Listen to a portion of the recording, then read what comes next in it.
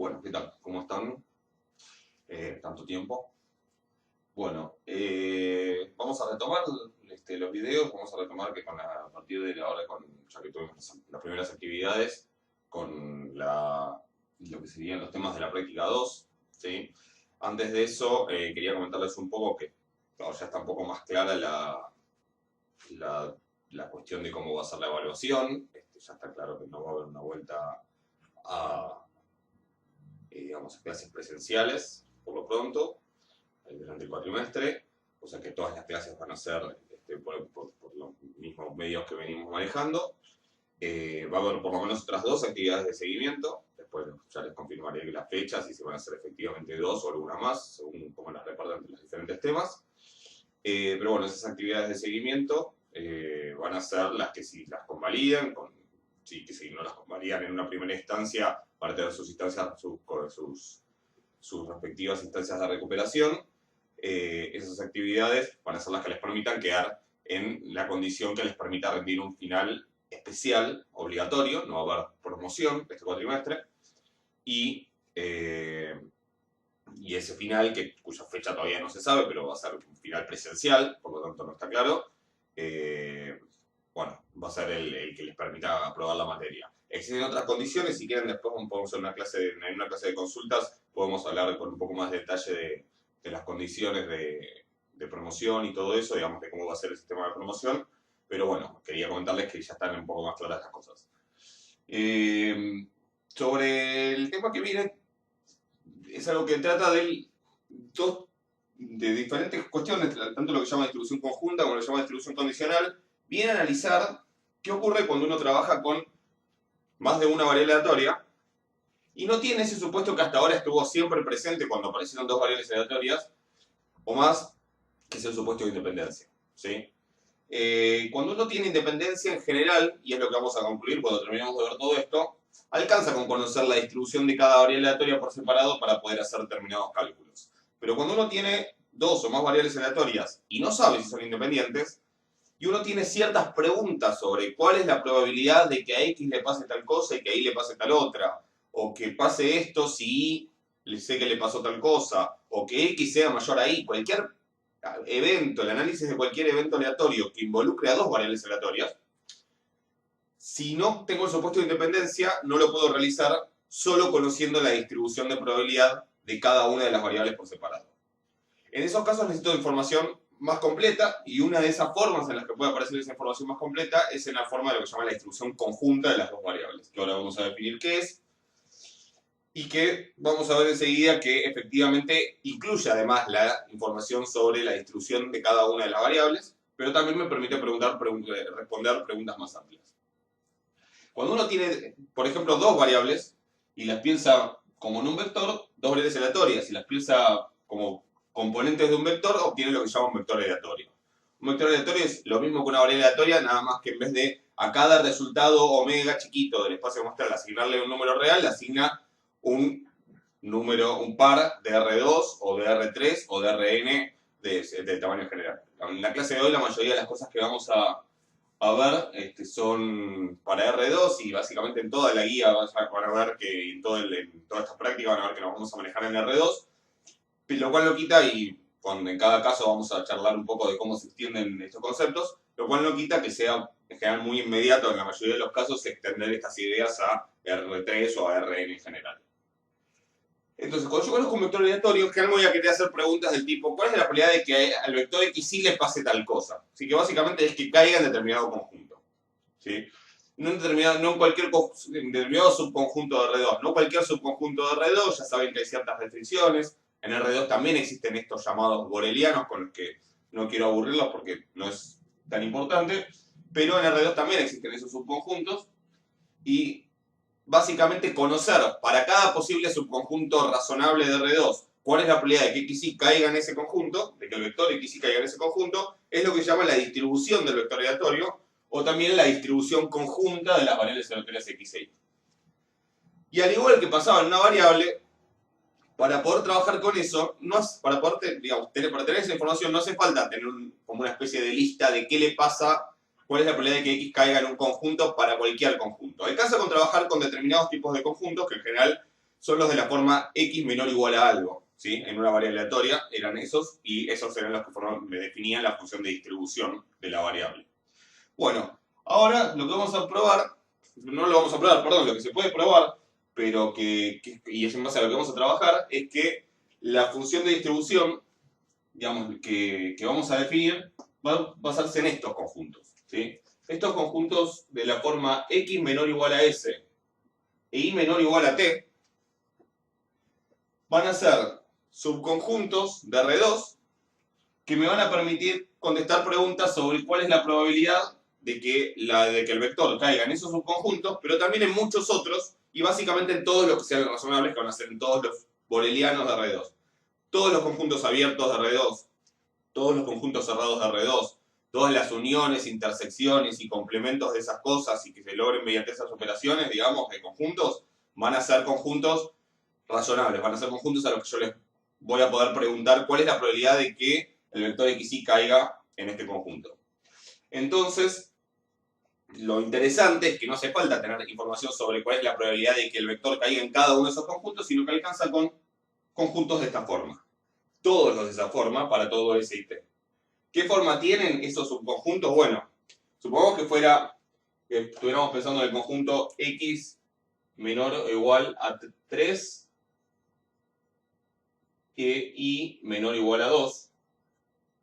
Que x sea menor o igual a 3 quiere decir que x está de esta recta hacia la derecha, y que y sea menor o igual a 2 quiere decir que y está de esta recta horizontal hacia abajo, ¿sí? Entonces, básicamente, que se cumplan las dos cosas quiere decir que está de aquel lado y de aquel lado. Entonces, básicamente es esta especie de cuarto de plano, de hecho, entre comillas, no es que sea un cuarto de plano, pero digamos, es como es un semiplano, ¿sí? Un semiplano es siempre de una recta hacia un lado. Bueno, esto es como el semiplano a su vez cortado de vuelta a la mitad. Esa especie de semiplano que sería, si quieren, como el borde superior derecho del pizarrón o de una hoja que después hacia el otro lado se extiende infinitamente. ¿Sí? Si esto no tendría que correr la cámara, pero si esto no se terminara acá, sino que siguiera y esto fuera el borde que queda, todo eso, incluyendo el borde, porque tengo igual, acá y acá, sería la región que estoy describiendo en este caso. La función de distribución conjunta va a ser una función que para cada conjunto de esta forma me va a decir cuál es la probabilidad de que el vector caiga en ese conjunto. Y lo interesante de esto, si va a ser una función de R2 en R, ¿sí? Es decir, yo le voy a tener que dar dos valores, que en este caso serían, por ejemplo, el 3 y el 2 que puse acá. Entonces es una función de dos variables, una función como las de análisis 2, digamos, ¿sí? Una f de x, y. Una función de dos variables que entonces me va a decir para cada subconjunto de esta forma cuál es la probabilidad de que el vector caiga ahí.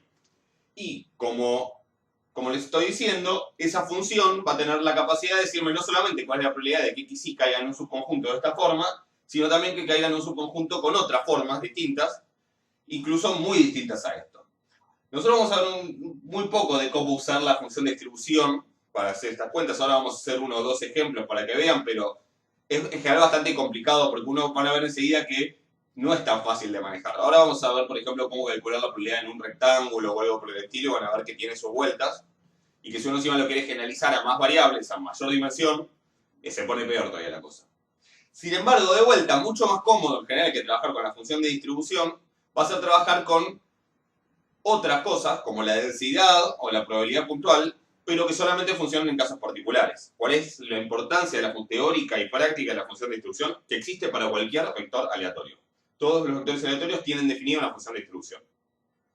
Algunos de esos vectores aleatorios, que van a ser los que llamamos discretos, van a tener además definida una función de probabilidad puntual.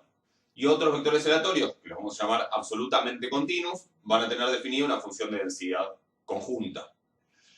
Y también va a haber otros casos, va a haber casos mixtos, y también hay hasta cosas más complicadas, porque en dos dimensiones aparece siempre más variedad, ¿sí? O sea que incluso la clasificación completa, que no la vamos a hacer tampoco, se vuelve más complicada en R2 de lo que ya era en R. Comentarios que quería hacer sobre esto es que, obviamente, vamos a estar trabajando con funciones de dos variables. Hay cosas de análisis 2 que tienen que recordar, y que yo ya les dije varias veces que vayan repasando. Obviamente tienen que recordar el concepto de derivadas parciales, que enseguida lo vamos a estar usando. y cuestiones sobre las derivadas cruzadas, las derivadas segundas y todo eso. Y también vamos a trabajar con integrales dobles, ¿sí? Y si tuviéramos que trabajar en mayor dimensión con integrales triples, etcétera, pero bueno, la idea básicamente es la misma. Nosotros acá vamos a trabajar con integrales dobles. Obviamente vamos a ir repasando algunas cosas a medida que avancemos, pero son cosas que vamos a usar en esta guía. Así que bueno, vamos a pasar a algunos ejemplos de cómo se puede usar esa función de distribución para calcular otras probabilidades. Porque, por ejemplo, si yo les dijera, yo tengo un vector aleatorio xy, y supongamos que conozco la función de distribución, si yo quisiera calcular la probabilidad de que x sea menor o igual a 1 y que y sea menor o igual a 5, ¿qué tendría que hacer? Bueno, piensen un segundo, pero básicamente lo que tendría que agarrar es esa función de distribución, que fíjense que puse s y t porque tengo dos variables, antes le llamábamos t, bueno, ahora le agrego una s.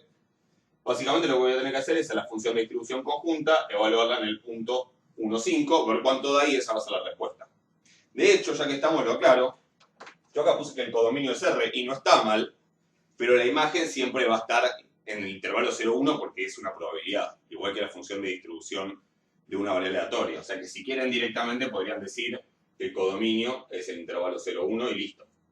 ¿Sí? Y no habría problema. Pero bueno, digo, si yo quisiera contestar esta pregunta directamente evalúo. Ahora, ¿qué pasa si me aparece otra cosa? ¿Qué pasa si acá me dijera x mayor a 1?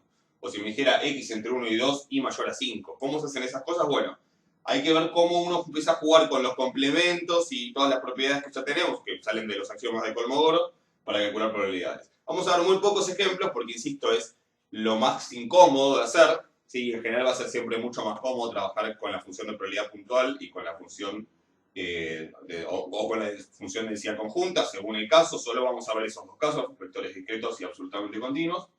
Pero como para tener una idea de cómo funciona esto, y de paso si vemos también unas propiedades de la función de distribución conjunta. Vamos a hacer dos ejemplos nada más de esto.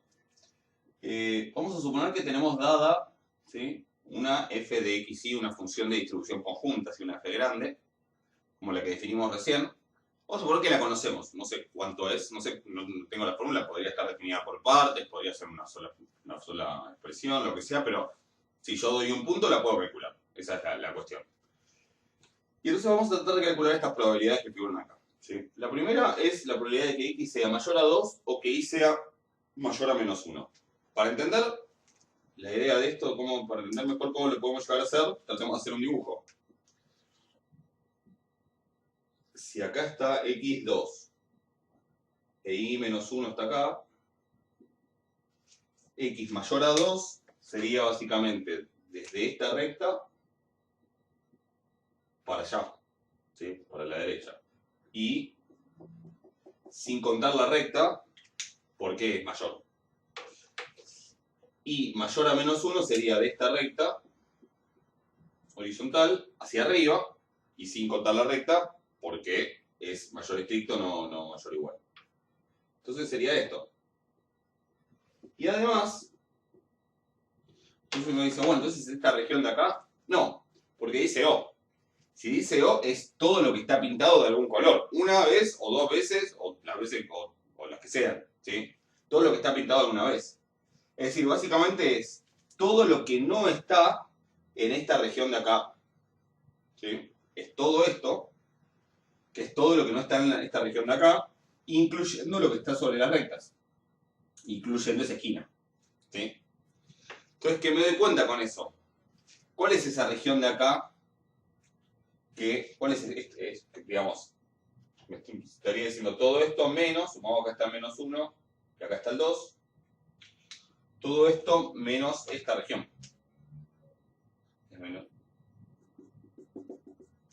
¿Se entiende? Entonces, esa región de ahí es la región x menor o igual a 2 y menor o igual a menos 1. Que esa región es a la que le podemos calcular la probabilidad de que el vector caiga en esa región si evalúo en el punto 2 menos 1. Si yo evalúo f de xy en 2 menos 1, obtengo exactamente esta región de acá, ¿sí? Obtengo la probabilidad de que el vector caiga en algún lugar de esta región, de esta punta de borrador de pizarrón que está ahí. Con lo cual lo que tengo que hacer es complemento. ¿sí? El complemento, esta región es el complemento de esa, por eso acá simplemente lo que tengo que hacer es 1 menos la función f de xy evaluada en 2 menos 1. Si yo evalúo en 2 menos 1, tengo esto, como esto justo casualmente, no es casualmente, obvio, es el complemento, ¿sí? Resulta ser que entonces simplemente con hacer 1 menos f ya sale. Pero fíjense que si en vez de ser esta, si en vez de ser un O hubiese sido un I, es decir, yo hubiese querido esta región de acá, ya la cosa se complica, porque tengo que empezar a hacer, a ver cómo juega un poco.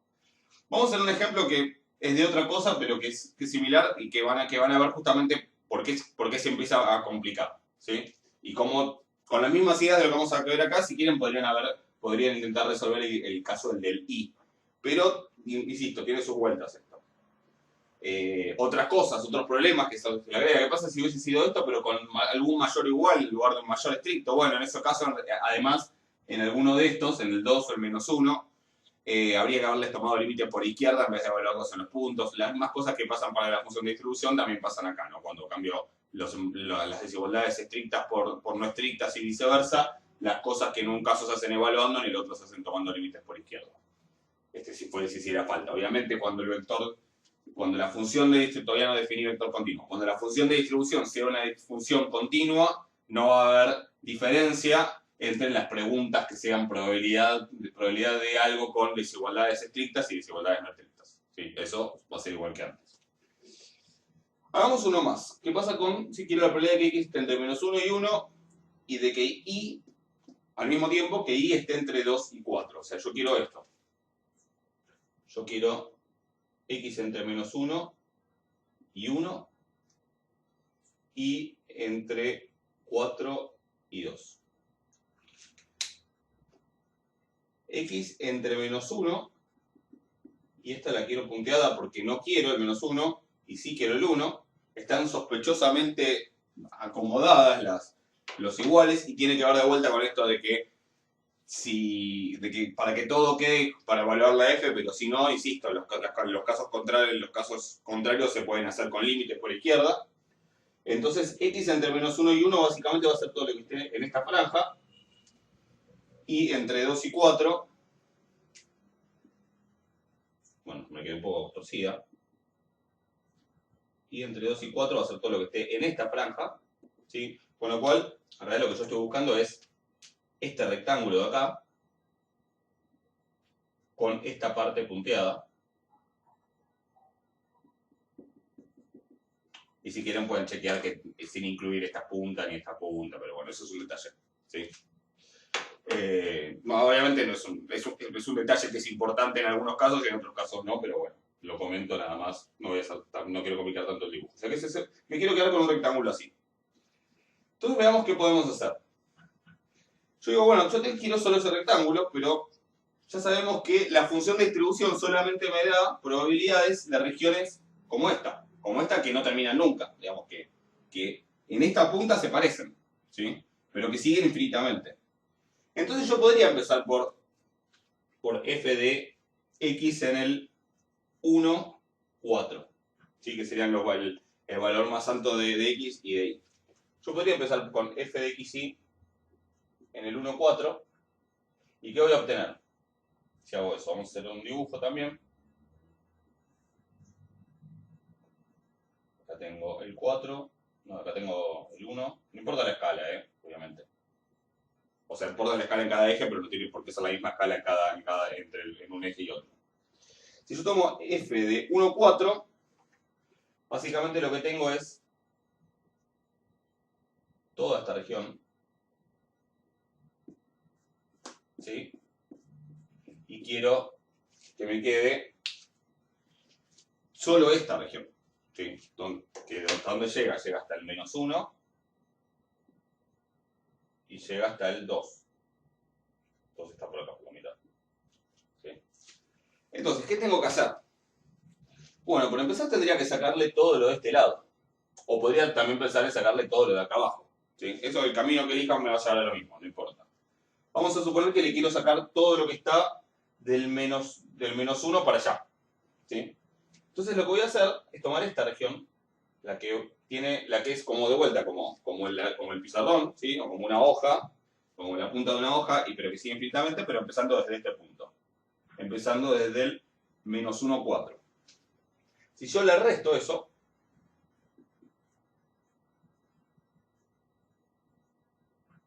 yo le resto esa parte, ¿sí? Si a toda la parte azul le resto toda esta parte, igual no sé si llegan a notar los colores, pero bueno, le saco todo eso, básicamente lo que me va a quedar es solo esta franja y además esta me va a quedar en línea punteada. ¿Sí? O sea que más o menos vamos. Ya no tengo el rectángulo este, pero tengo el rectángulo este, solo que ahora sigue hasta abajo, infinitamente. ¿Sí? Que como le hice tomando esta punta. Ahora, si yo tomo la otra punta sería esta. Sería la de acá, la del 1, 2. Si yo le resto f de x, y en el 1, 2, básicamente le estoy restando todo esto. Entonces le estoy borrando todo esto.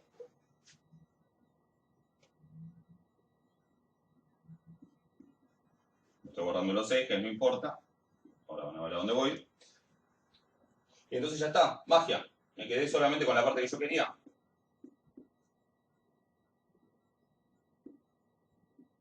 Ya está. Bueno, eso tiene un problema. Paren un poco el video, piénsenlo un poco. ¿Sí? Piénsenlo un minuto, a ver si se dan cuenta, pero eso tiene un problema. ¿Sí? Es verdad, acá me quedó pintado solamente la parte que yo quería. ¿Sí? Acá el dibujo está distinto, pero bueno, acá el eje estaba acá. Me quedó la parte que va entre 1 y menos 1, 4 y 2. ¿Sí? Me quedó solo esa parte. ¿Qué es lo que está mal ahí? Piénsenlo un minuto, paren, yo les contesto. La respuesta es que, por si no se dieron cuenta, hay un área que la resté 2 veces. O sea, yo lo que tenía inicialmente le saqué todo esto, después le saqué todo esto, y toda esta parte de acá, ahora apareció de vuelta en negativo. ¿Sí? O sea, es como que cuando yo hice la cuenta, en realidad la resté 2 veces, con lo cual, esta sí aparece 0 veces, esta aparece 0 veces, pero ahora esta está apareciendo menos 1 veces. ¿Qué me falta? Volver a agregar esa región, que por suerte tiene la forma de las regiones que me dan la probabilidad, de las regiones cuya probabilidad me da la función de distribución. O sea que lo único que me falta ahora es sumar la función de distribución en el menos 1, 2. F en el menos 1, 2. La fórmula básicamente me queda. Esperen que voy a hacer espacio porque no me entra. F de x, y en el 1, 2 más f de x, y en el menos 1, 2. O sea que básicamente lo que tengo que hacer es esta punta y esta punta van sumando en la expresión y esta punta y esta punta, como lo que sería las de la diagonal principal, si fuera una matriz, esas van restando y las de la otra van sumando, ¿sí? En la fórmula para calcular la probabilidad en un rectángulo. Obviamente, cosas que importantes. Digo, si esto no fuera este menor y este menor igual, algunos o todos tendrían que, en vez de ser los valores en el punto, tendrían que ser los límites por izquierda. Y la otra cosa que quiero que vean acá es, primero, bueno, se complica, obviamente, y además si uno, acá lo estamos haciendo gráficamente, digamos, si uno lo quiere, se puede hacer analíticamente también, pero no tiene sentido. Pero, bueno, no tiene sentido, digo, para ahora, porque no vamos a ir mucho más allá, pero se puede. Pero se complica bastante. Si uno quiere regiones que sean infinitas para otros lados también, se puede hacer un poco con este tipo de juegos, pero se va complicando. Lo que uno puede empezar a hacer en rectángulos y tomar límites a más infinito, cosas por el estilo. Hay técnicas, pero se vuelve cada vez más complicado. En parte lo hago para que vean que sería muy incómodo tener que trabajar con esto y que está buenísimo poder trabajar con la función de distribución conjunta, con la función de densidad conjunta, aunque eso implique hacer integrales dobles. Es mucho mejor hacer esas integrales dobles, que por lo menos uno ya las conoce, que tener que ponerse a jugar con todas estas cosas. Esto se puede generalizar incluso a 3 variables o varias variables, donde cada vez se complica más. Pero básicamente, para lo que pueden ver, que si se los comento por si les interesa, está mínimamente explicado en el apunte. Se puede usar notación de diferencias para expresar esto. Si ustedes miran lo que me quedó acá, en realidad es equivalente. Seguramente en matemática vieron el ciclo de diferencia, el delta. Lo que yo estoy haciendo acá es, cuando yo quiero la probabilidad de que x, y de que la probabilidad de que x esté entre un cierto valor S y S más H, y que Y esté entre cierto valor T, no me estoy con menor estricto, perdón, y T más K, ¿sí? Donde K y H son valores positivos, eso se puede hacer como la diferencia, la voy a poner así, 1H, ahora les explico lo que significa, de F de ST, perdón, la diferencia 1H de la diferencia 2K de F de XY en ST. Esta fórmula está escrita, creo, en la guía, en el apunte, y le voy a explicar mediante qué significa la diferencia 1 o 2, lo que sea. Yo acá tengo una función de dos variables, ¿sí? S y T, podría ser XY, podría ser lo que sea. La diferencia 1H de F sería hacer la diferencia a la primera variable, es decir, la corro hacia adelante una cantidad H y después le resto el valor en S y T y los resto. Sería esta cuenta. F de X y S más H T menos F de X y ST. Ustedes deben haber visto el operador de diferencia en matemática para economistas. Si hicieron matemáticas para economistas, o si no lo hicieron, no importa, igual no es algo que les haya estado mal, así que no se preocupen, esto es solamente un comentario para quienes ya lo vieron, no les interesa, o incluso por ahí si están haciendo numérico, también están viendo diferencias.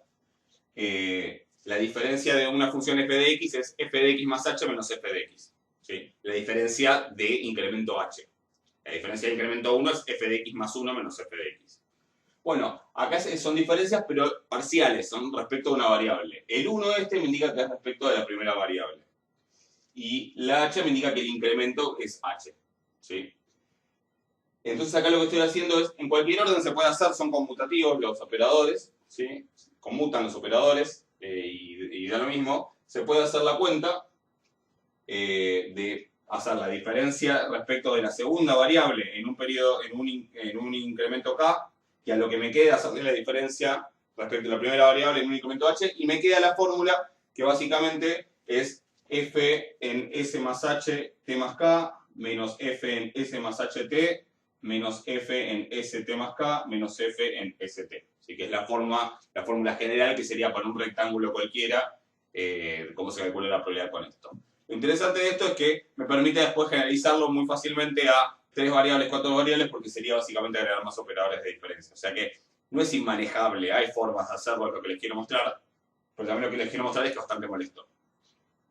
De alguna manera se los digo para que no se quejen tanto, no a mí, que sé que no me van a venir a decir, che, para que no se quejen tanto a ustedes mismos, digamos, por tener que ponerse a repasar integrales dobles y por tener que hacer algunas integrales dobles que tampoco van a ser muy difíciles, porque realmente va a ser mucho más fácil poder integrar que tener que ponerme a jugar con estas cosas, que es todo nuevo y que incluso se puede volver bastante complicado.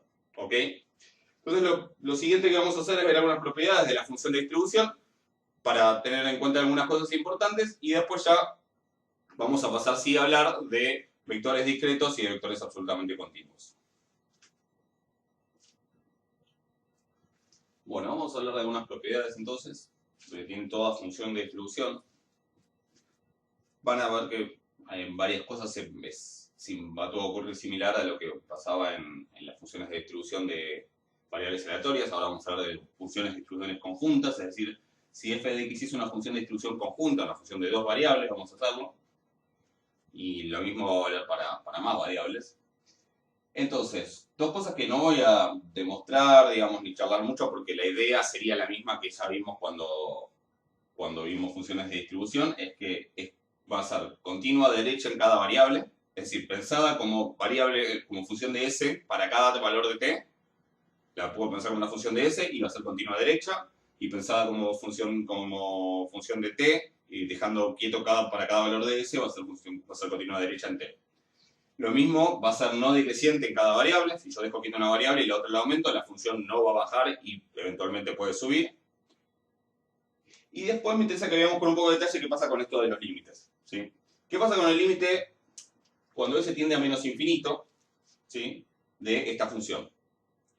Bueno, vamos a pensarlo un poquito. Pensemos que, vamos a pensarlo en vez de en términos de conjuntos, directamente pensemos en términos gráficos. Pensemos que cuando yo evalúo en un punto cualquiera, la función, si esto es s y esto es t, la función me está dando cuál es la probabilidad que hay en toda esta región. ¿Qué pasa cuando s tiende a menos infinito? ¿Sí? Bueno, cuando s tiende a menos infinito, la s se va corriendo hacia allá. O sea que ahora en vez de tener esa región, por ahí tengo esta región. Pero la t está quieta, ¿sí? Bueno, ¿y qué pasa cuando voy para allá? Bueno, pensemos en quiénes quedan afuera y quiénes quedan adentro, ¿sí? O quiénes quedan adentro. De todos los que estaban inicialmente, todos estos se fueron. Ahora solo quedan estos, ¿sí? Todos los que están acá arriba nunca estuvieron. Cuando me voy corriendo para allá, cualquiera que esté arriba nunca estuvo y nunca va a estar, ¿sí? Considerado dentro de la región a la que le estamos calculando la probabilidad. Y a medida que me corro para allá, cualquiera que esté sobre la recta o por abajo, en algún momento estuvo, pero a medida que me voy para allá, tarde o temprano queda afuera. Tarde o temprano lo supero, ¿sí? Lo supero hacia el menos infinito y queda afuera. O sea que básicamente todos quedan afuera, ¿sí? ¿Qué región estoy considerando en el fondo, en el infinito? El vacío. ¿Qué probabilidad tiene? 0. Shocking, tipo, para lo que ya habíamos visto, shocking, tipo, no, nada, para nada, es exactamente lo mismo. Lo mismo pasa para t, ¿sí? Nada más que para t, lo que yo estaría haciendo es dejar quieto la s, ¿sí? Y estaría bajando. ¿Estamos de acuerdo? Pero ahora pensemos en el más infinito, ¿sí? Voy a escribirlo acá. ¿Qué pasa con el límite cuando, lo voy a hacer con s, pero con t va a pasar lo mismo, cuando s tiende a más infinito, de f de xy, en st. Piensen todo lo que se les ocurre que puede llegar a dar. Traten de hacer el dibujo en sus cabezas o escribirlo y pensarlo. A ver si se les ocurre que puede llegar a dar. ¿Sí? Pongan pausa y háganlo. Yo ahora les voy a echarlo un poco. Pero la respuesta es que no da 1. Eso es lo nuevo. ¿Sí? Lo shocking ahora va a ser que no va a dar 1. ¿Por qué no va a dar 1? Piensen que yo estoy parado, hagámoslo al revés. Piensen que estoy parado acá. ¿Sí? Que este es st. Este está este. Y ahora esto, S está teniendo más infinito. Estoy corriendo para allá, o sea que se va corriendo así. Va a ser esta región. ¿Sí? Piensen, voy a agarrar una hoja, si me permiten. ¿Sí? Tienen unas cosas escritas, no importa. Usemos la parte que tiene más escrito así. ST. La S se va corriendo más infinito, o sea que se va corriendo así. Ojo, obvio que la hoja sigue para allá, ¿no? Y sigue para abajo. Entonces se va corriendo así, se va corriendo así, se va corriendo así. ¿Quiénes quedan adentro cuando me voy a más infinito? ¿Sí? Con esta hoja que es infinita para allá y para allá. ¿Quiénes quedan adentro y quiénes nunca entran?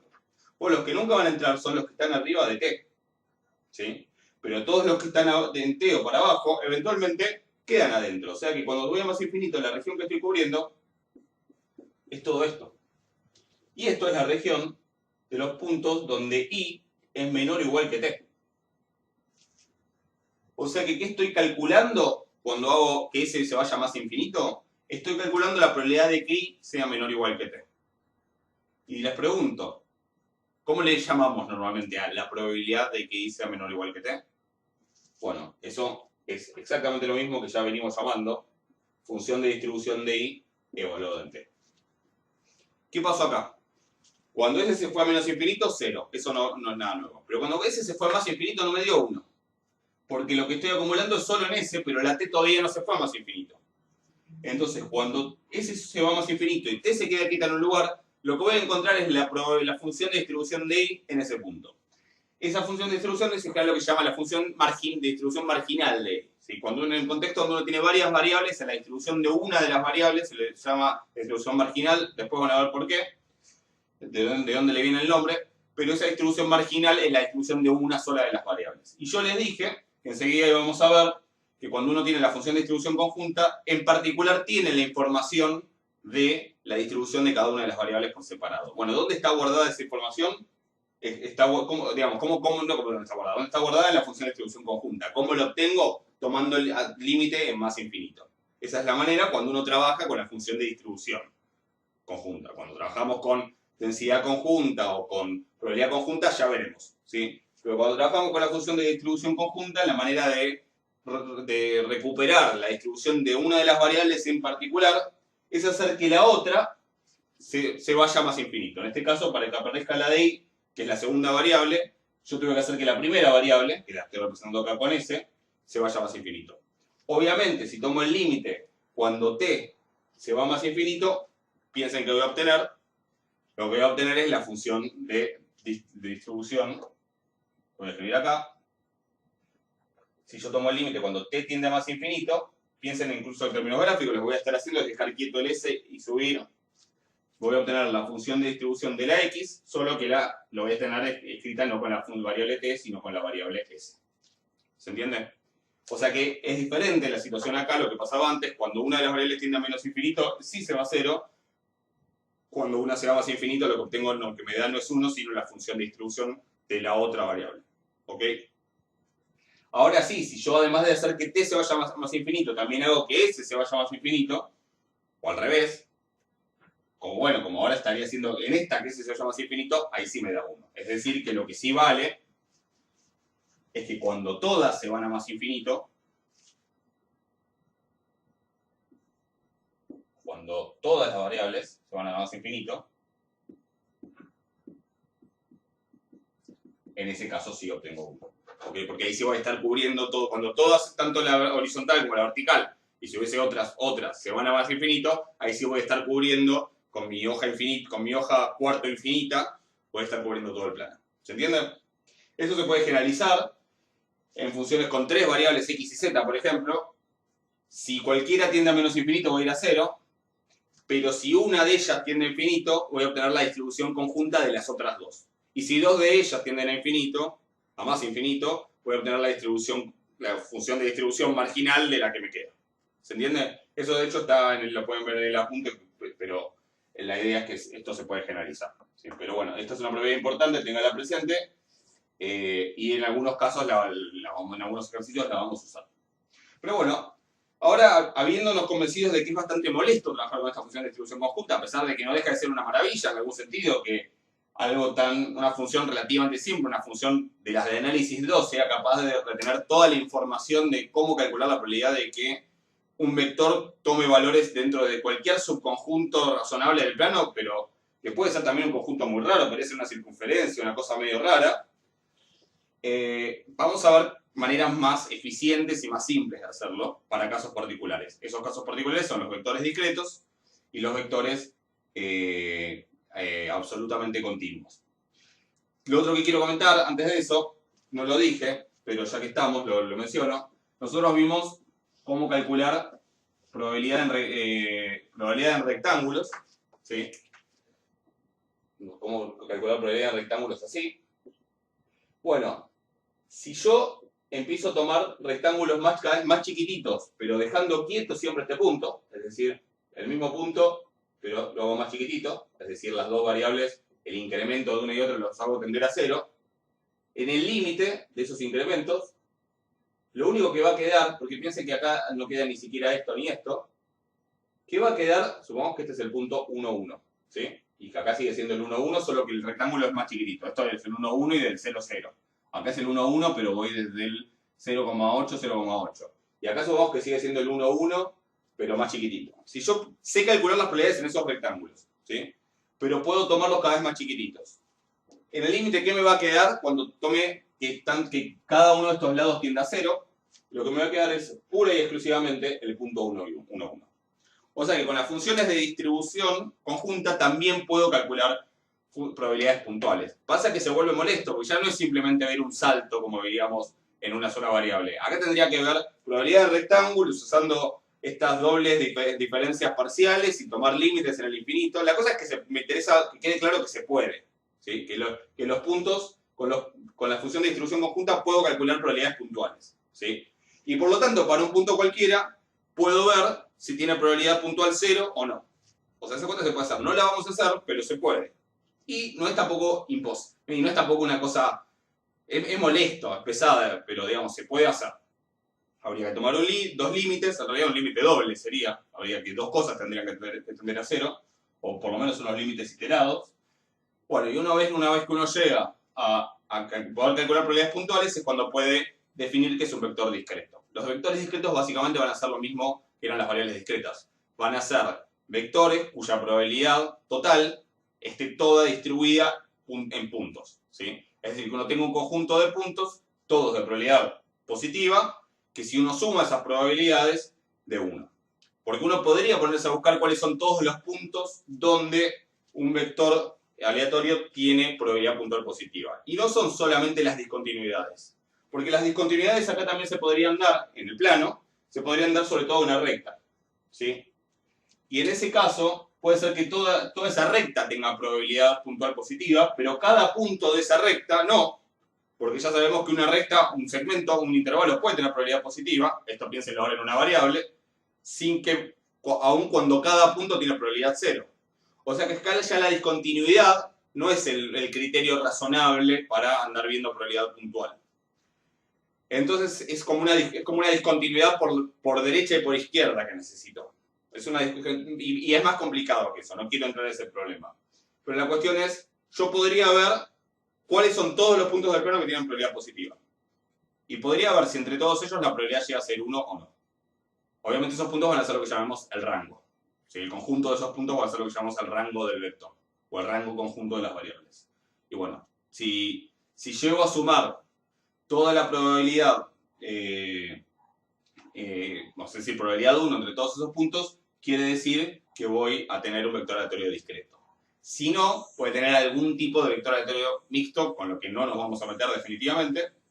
Y si ningún punto tiene probabilidad positiva, todavía estamos lejos de llegar a la continuidad, ¿sí? Porque podría haber continuidad sobre rectas, sobre curvas, sobre cosas raras, y en ese caso tampoco tendríamos una distribución continua.